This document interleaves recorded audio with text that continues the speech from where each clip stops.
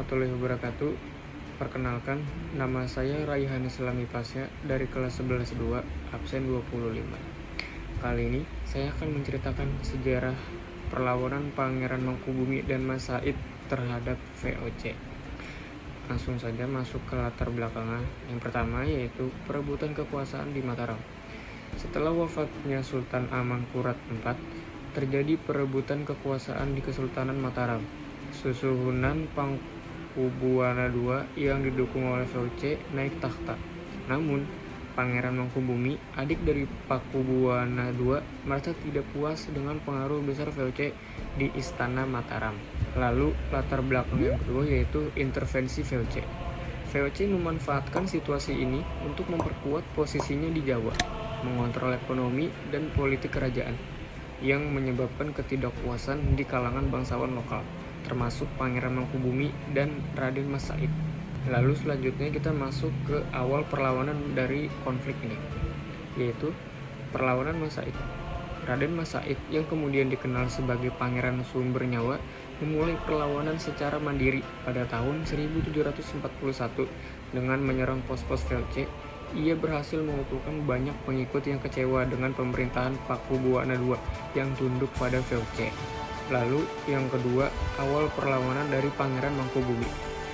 Pangeran Mangkubumi bergabung pada 1747. Pangeran Mangkubumi memulai perlawanan setelah merasa terpinggirkan oleh kebijakan Pakubuwana II yang semakin tunduk kepada VOC. Mangkubumi dan Mas Said ini kemudian menyatukan kekuatan mereka untuk melawan VOC. Selanjutnya yaitu taktik perang Pangeran Mangkubumi dan Mas Said untuk melawan VOC, yaitu Pangeran Mangkubumi dan Mas Said menerapkan taktik perang gerilya, menyerang secara tiba-tiba dan kemudian mundur ke daerah-daerah terpencil. Nah, mereka ini memanfaatkan pengetahuan tentang medan lokal dan dukungan rakyat untuk menghadapi VOC. Nah, lalu puncak perlawanannya yaitu pada 1752 sampai 1755. Perlawanan mencapai puncaknya. Pasukan Mangkubumi dan Mas Said itu berhasil merebut beberapa wilayah penting di Jawa Tengah dan memukul mundur pasukan VOC yang kesulitan mengatasi serangan gerilya dan kehilangan banyak sumber daya.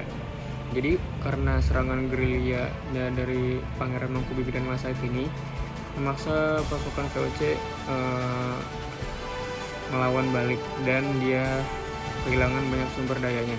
Jadi taktik perangnya Pangeran Mangkubumi dan Mas Said itu sangat keren dan sangat bagus sehingga bisa mengalahkan VOC. Nah, akhir perlawanan ini berakhir dengan perjanjian Giyanti yang ditandatangani pada 13 Februari 1755.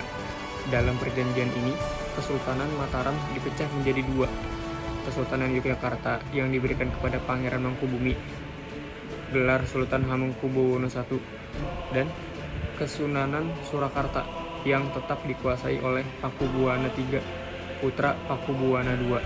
Nah, Mas Said melanjutkan perlawanan sebentar setelah perjanjian Giyanti, tetapi akhirnya berdamai dengan VOC pada 1757 sebagai bagian dari kesepakatan. Dia diberikan wilayah yang kemudian dikenal sebagai Kadipaten Mangkunegaran dan bergelar Pangeran Mangkunegara I.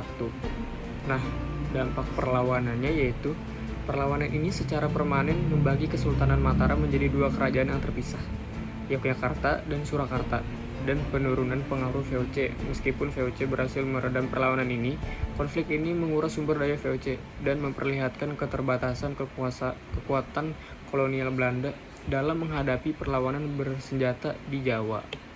Sekian cerita sejarah perlawanan Pangeran Mangkubumi dan Mas Said terhadap VOC dari saya. Mohon maaf bila ada salah kata dan lainnya. Assalamualaikum warahmatullahi wabarakatuh.